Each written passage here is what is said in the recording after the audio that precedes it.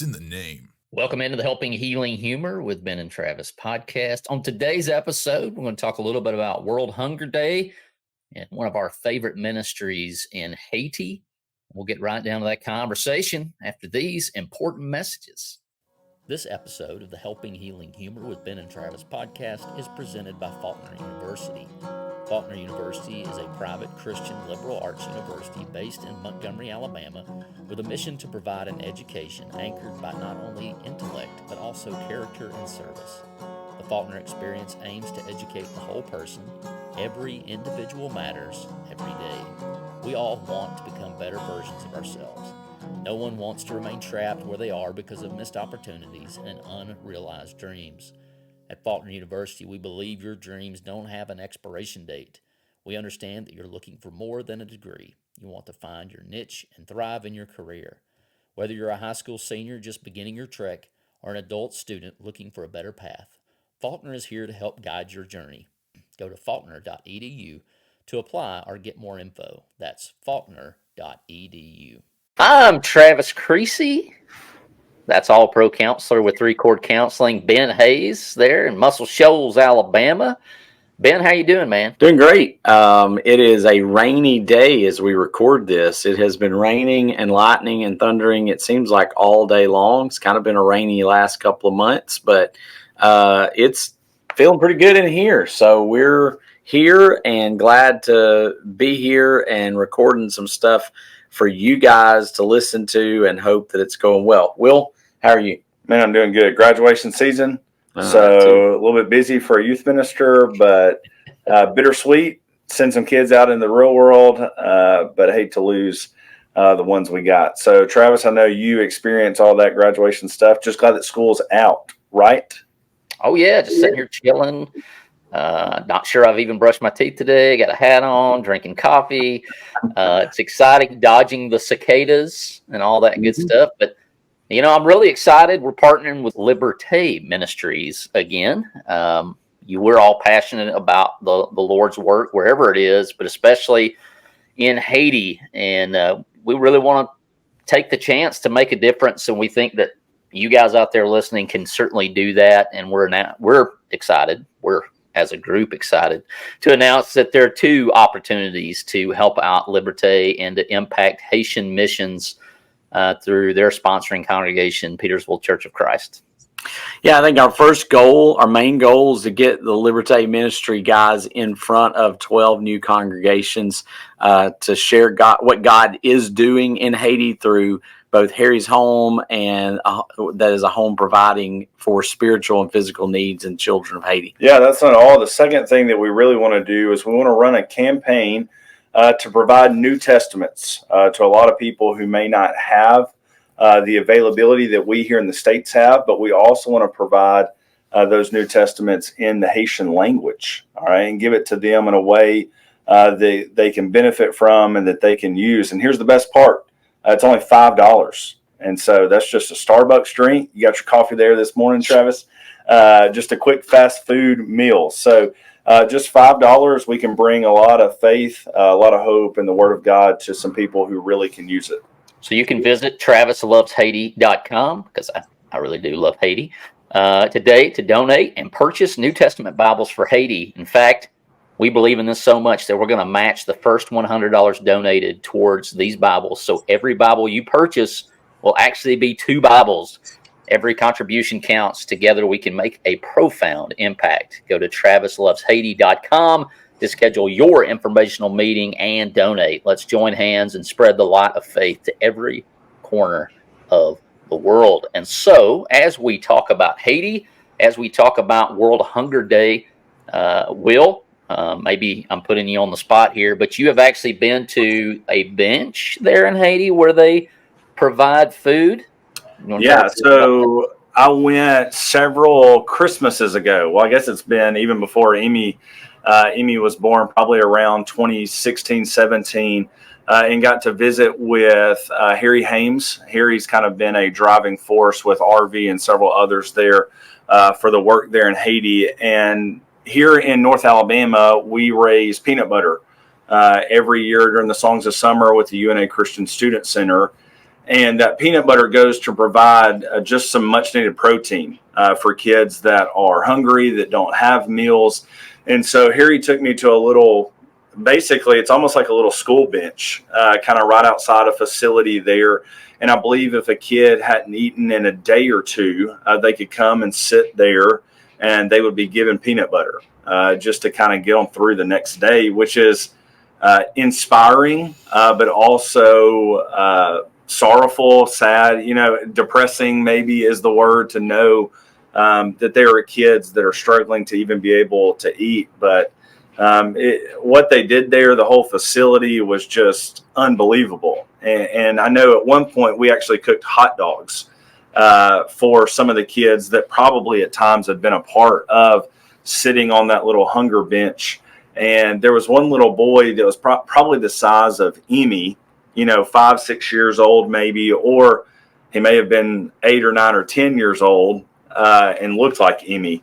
And that little boy, I bet he ate 4 hot dogs. He was going at it. And so they hated mustard, loved ketchup, hated mustard while we were there. But we had the opportunity to cook probably 300 hot dogs. And just to see these kids lose their minds with just joy and excitement over a hot dog, man, it just puts things in perspective that I would say a lot of us here in the States just don't have a really good grasp on when it comes to what a lot of the world is really struggling with. So this work that they do is huge. Yeah. And Ben, this has been Mental Health Month here in May, and I would be willing to guess that it's really hard to overcome mental health, to focus on mental health when you've got an empty stomach. Yeah. I mean, one of the things we talk about a lot, I talk about with clients a lot, is when they're struggling with addictions or just like weak moments. So we talk about when they give in to some of their struggles the most is when they're hungry, angry, lonely, tired, bored, stressed. And so hungry is one of the first ones that we really struggle with. We don't feel good. We don't, if we don't feel physically good, it's hard to keep up the pace mentally too. And so, yeah, that's a huge thing that they have to face in Haiti. And there's people in our country too. I mean, and that's why I think this month is calling, or this day is calling attention to those things, that there are people in the world who are hungry and who are struggling. We've recently started, I don't really know who started this at church, but there's little bags that we have sitting in our lobby that we can pick up and stick in our cars for when we come across people who are homeless or who are in need, or somebody's asking for something. It's got water and a couple of snacks and a couple of things in it that are just almost like a little emergency bags, because we got people in our own communities. But we're certainly thankful that this work at Liberté is trying to do what they can for Haiti. And you mentioned the peanut butter. The UNA Christian Student Center does a donation every year with that.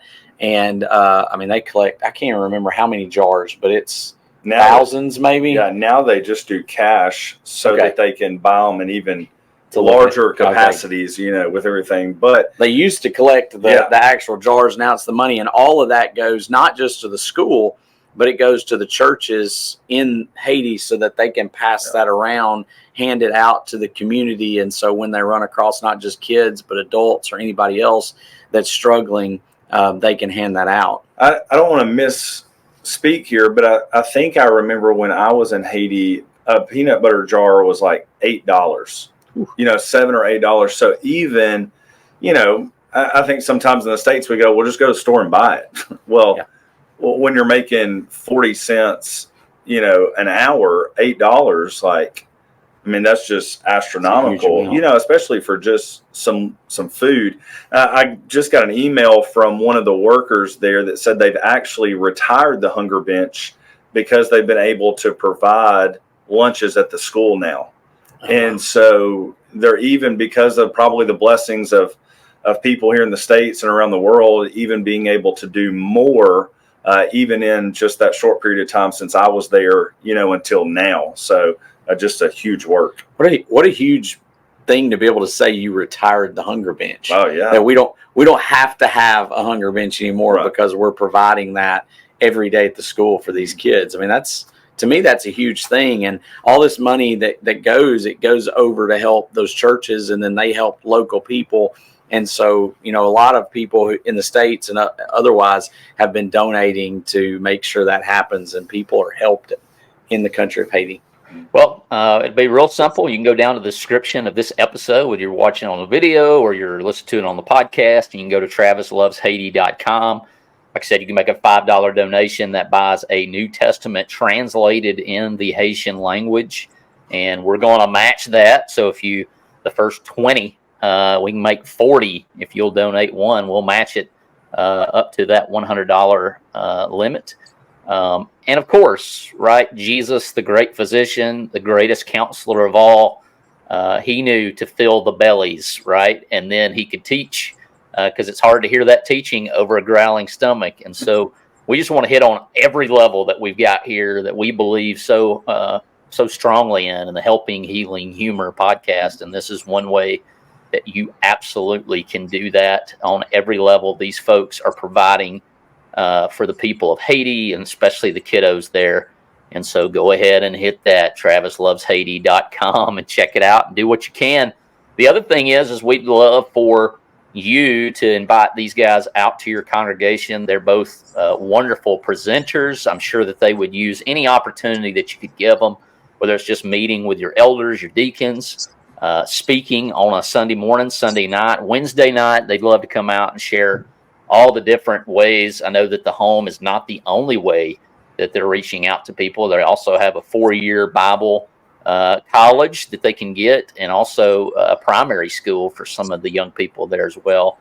But, think of some of the opportunities that Jesus used. I mean, obviously you have the 5,000 where he fed people, in kind of a reminder of the Old Testament. I don't think anything in the gospel is really coincidence. It's all there on purpose for us to get the nice little connections there. But Jesus certainly believed in meeting people where they were, and as we say here on the podcast, loving them enough not to leave them there. Yeah, I've seen I've seen a meme a couple of times, and we've talked about this at some of our mental health workshops about 1 Kings chapter 19.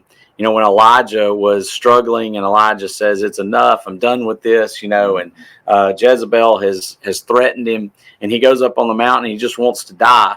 And the solving, or at least part of solving his problem, was letting him get some rest and letting him eat. And God fed him and let him sleep.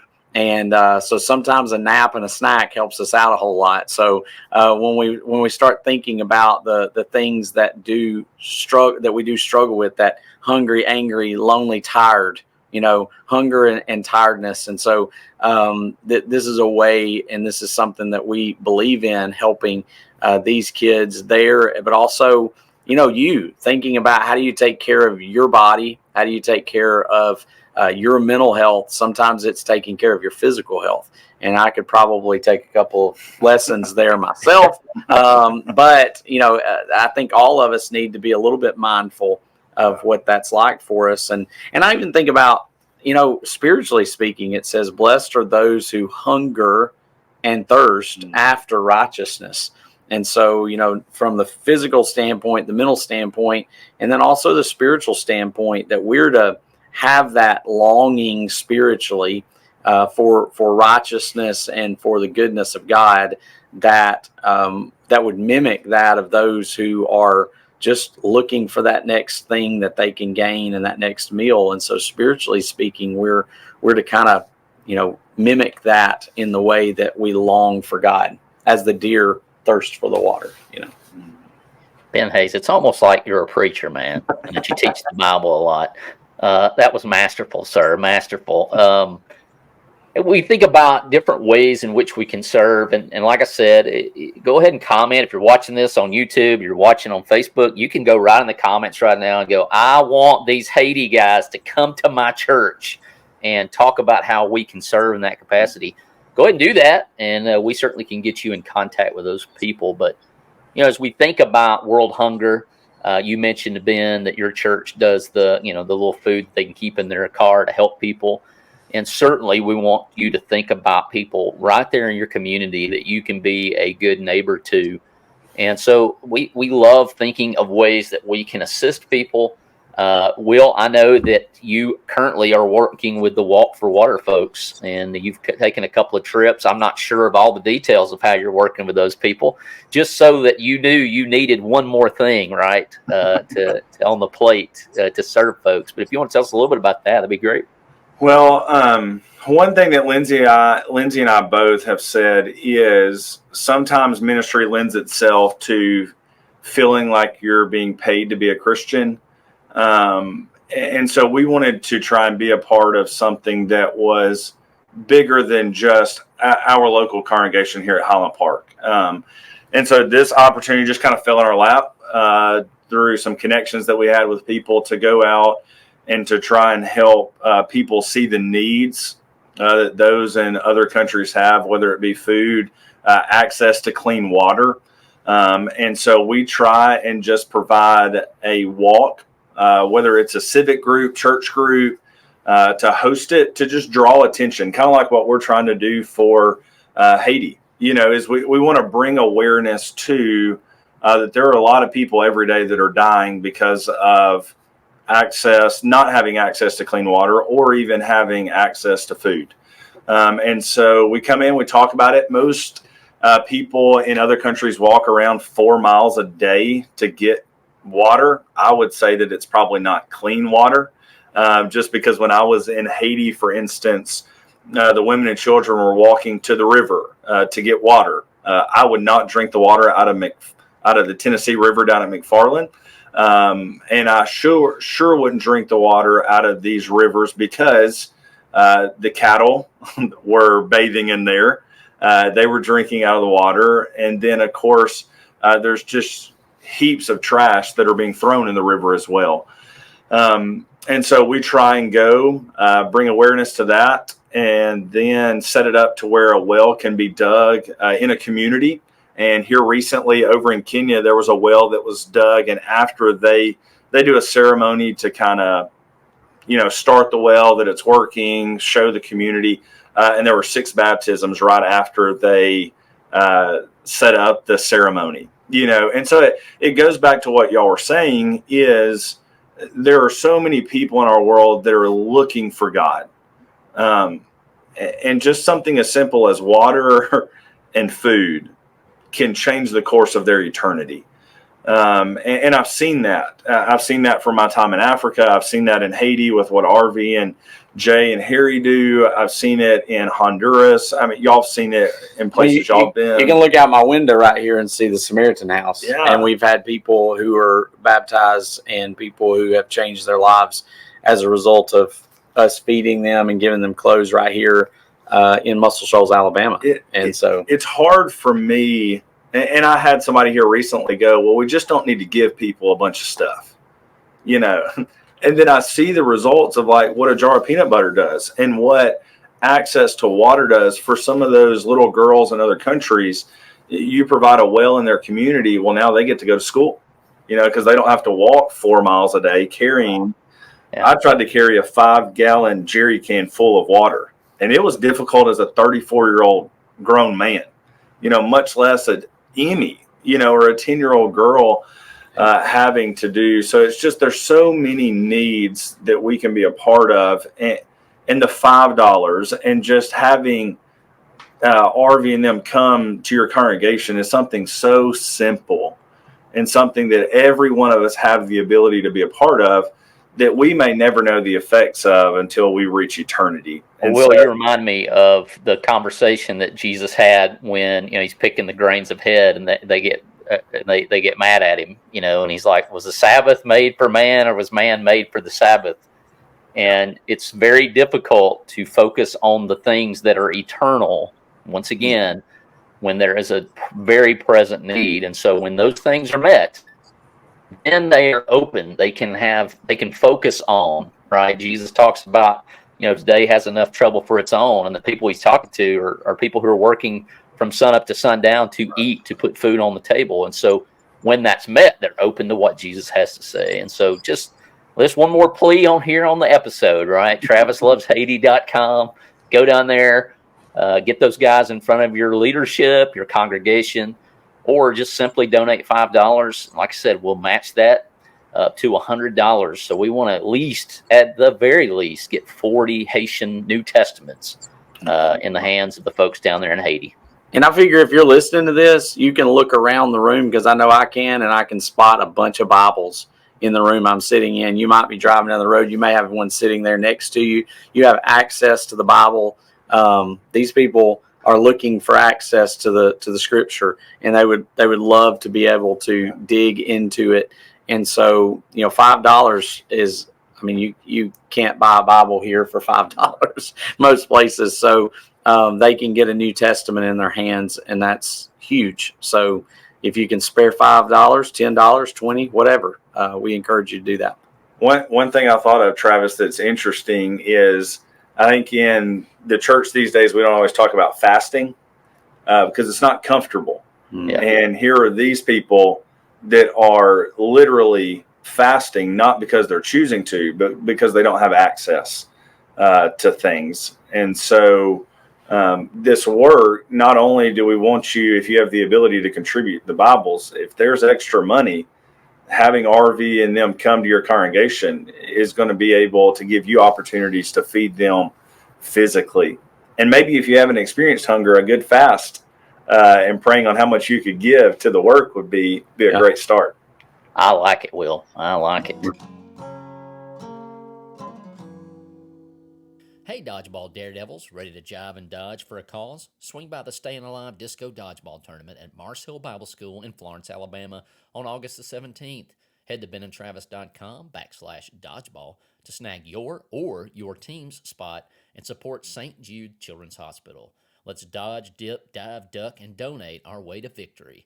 It's going to be a blast, so don't miss out. Sponsorships are now available. For more information, email hello@benandtravis.com. As per tradition on this here podcast, we like to ask some good questions to end. And so the TravisLovesHaiti.com questions, maybe, of the day starts with the other national holidays that we are, quotation mark, that we are honoring on May the 28th. It is National Brisket Day and International Hamburger Day. Now, I don't know how food ended up being on the World Hunger Day same day, but maybe that's a cruel joke. Hopefully not.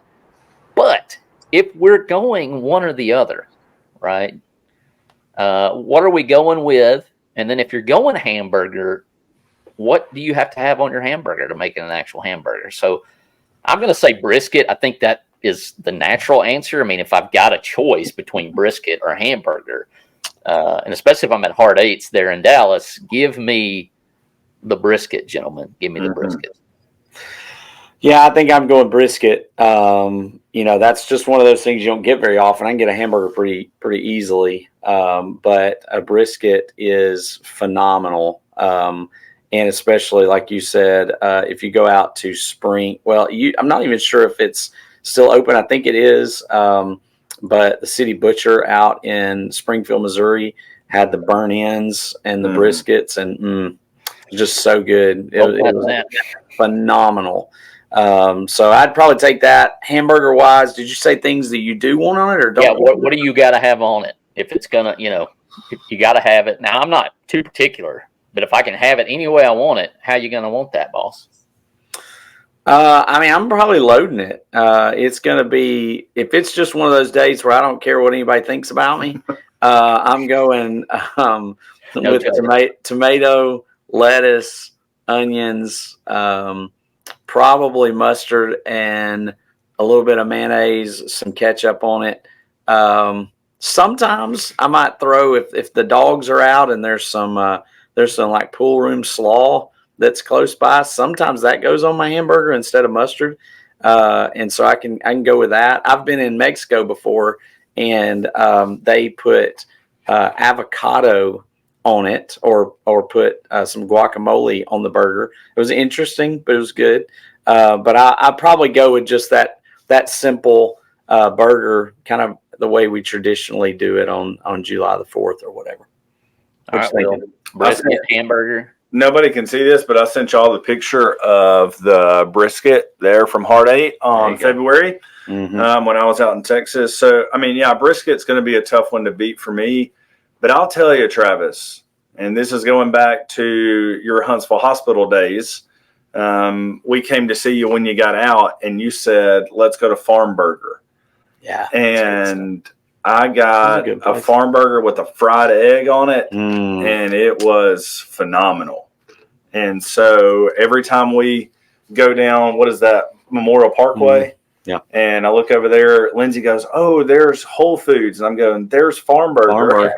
So that Farm Burger hamburger is pretty solid. So egg on one's good. You got to add an egg to it. So what's nice when Whitney wants to go spend all that money at the whatever that Whole Foods deal, she can always lure me in because Farm Burger's right there. I'm going to have to say, like, for it to be an actual burger, like I love burgers. I'm the same way with hot dogs. I do love mustard, so I'll take all the mustard and not ketchup per se. But I got to have some bacon. Give me some pork with it. The thing at Farm Burger is it's all local, and so it's local bacon. It's local beef. Sign me up. But, I can go plain. But I love a pickle, and I love bacon. It's also, guys, National Jake Day. And so shout out to Jake Leonard, right? Serving people over there in your neck of the woods. And I don't know if Jacob Hennigan goes by Jake, but he's got to be definitely up there if he remotely goes by Jake and all ever. So go get our book, pre-order the Adventures of Ben and Travis and the Worry Coaster that Jacob Hennigan is illustrating for us, and that'd be awesome. We would love. He probably hates that name, and we just made him really mad, and we don't want to do that. It's belonged to some pretty cool people, Jake the Snake or whatever. I don't know. Yeah, DDT extraordinaire. Well, guys, I appreciate your time. It was great getting to talk with you, and we will talk at everybody very, very soon.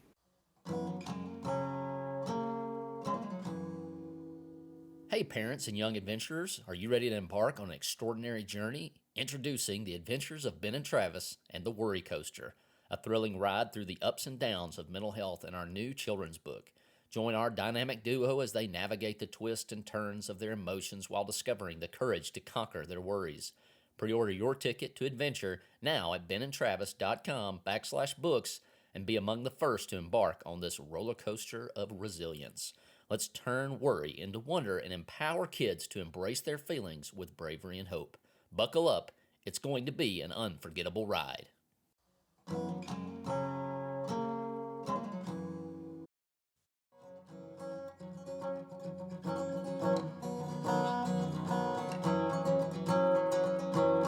Thanks for being with us for this episode of the Helping Healing Humor podcast. Be sure to download our free ebook, 28 Days of Focused Living, at benandtravis.com and receive all of our Helping Healing and Humor extra content directly in your inbox. We look forward to having you join us at the same Ben and Travis time, same Ben and Travis channel.